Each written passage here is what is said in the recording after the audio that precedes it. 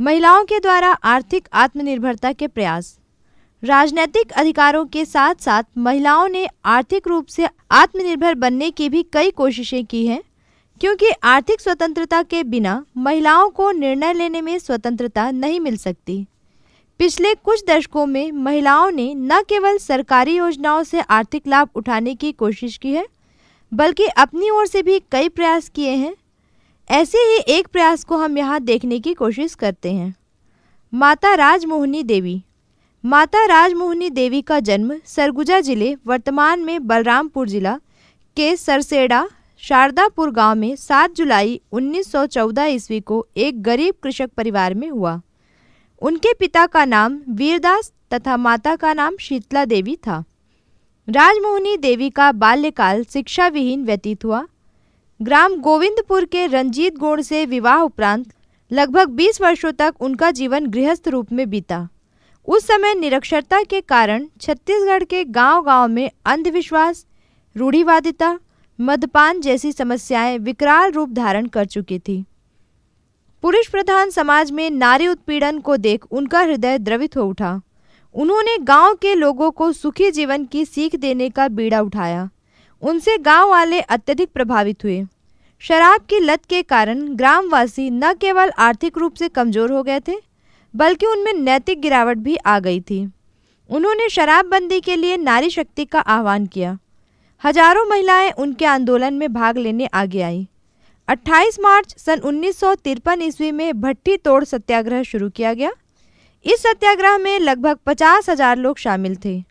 इसका प्रभाव उत्तर प्रदेश के दुंदी, सिंगरौली, अगोरी और विजयगढ़, बिहार के रांची, अब झारखंड, पटना, केरल और मध्य प्रदेश की शराब भट्टियों पर भी पड़ा। इस सत्याग्रह का संदेश था, शराब से तन मन धन तीनों का नुकसान होता है। माता राजमोहिनी देवी ने सन 1963 से 64 में अखिल भारतीय नशाबंदी सभा के सम्मेलन में शराबबंदी पर भाषण दिया। इस भाषण से खुश होकर श्री लाल बहादुर शास्त्री और मोरारजी देसाई ने उन्हें बधाई भी दी थी। ग्रामवासियों की सेवा के लिए उन्होंने सेवा मंडल का गठन किया। माताजी को समाज और देश सेवा के लिए तत्कालीन मुख्यमंत्री पंडित रविशंकर शुक्ल और भारत के प्रथम राष्ट्रपति डॉक्टर राजेंद्र प्रसाद ने भी अंबिकापुर में बधाई दी। समाज के कमजोर वर्गों की उत्कृष्ट सेवा के लिए राजमोहिनी देवी को 19 नवंबर सन 1986 ईस्वी में इंदिरा गांधी पुरस्कार एवं 25 मार्च 1989 को राष्ट्रपति द्वारा पद्मश्री की उपाधि से सम्मानित किया गया। 6 जनवरी सन 1994 ईस्वी को ऐसी महिमा मंडित छत्तीसगढ़ की संत माता का लंबी बीमारी के बाद निधन हो गया। उनके द्वारा सामाजिक उत्थान के लिए किए गए कार्य सदैव अविस्मरणीय रहेंगे। सरगुजा जिले में महिला सशक्तिकरण के प्रयास। देश व राज्य के अन्य इलाकों की तरह सरगुजा जिले में महिलाओं द्वारा सशक्तिकरण के प्रयास किए जा रहे हैं। जिले की प्रथम महिला जिलाधीश के मार्गदर्शन में महिलाओं के 12,000 स्व सहायता समूह बनाए गए हैं, जिनकी सहायता से महिलाएं ऑटो, जीप, ट्रैक्टर, हार्वेस्टर तथा वैन चालकों के रूप में कार्य कर रही हैं। इनके अलावा सेफ्टी नैपकिन तथा अंडों के छिलकों से खाद पाउडर बनाने का काम भी महिलाओं द्वारा किया जा रहा है।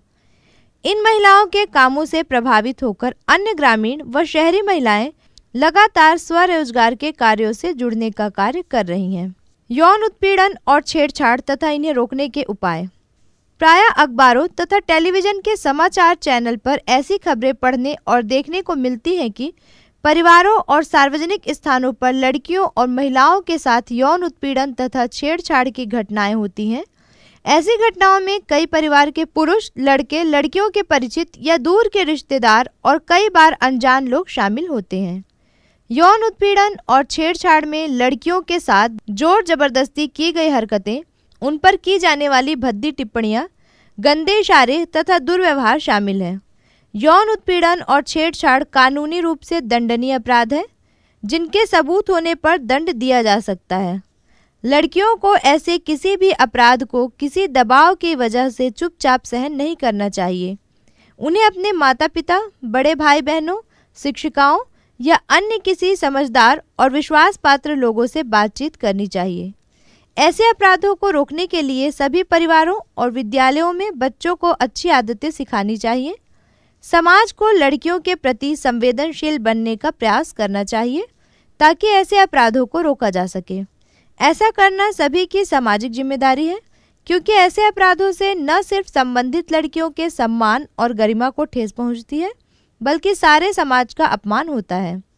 यौन उत्पीड़न और छेड़छाड़ के संबंध में पुलिस हेल्पलाइन पर भी शिकायत की जा सकती है।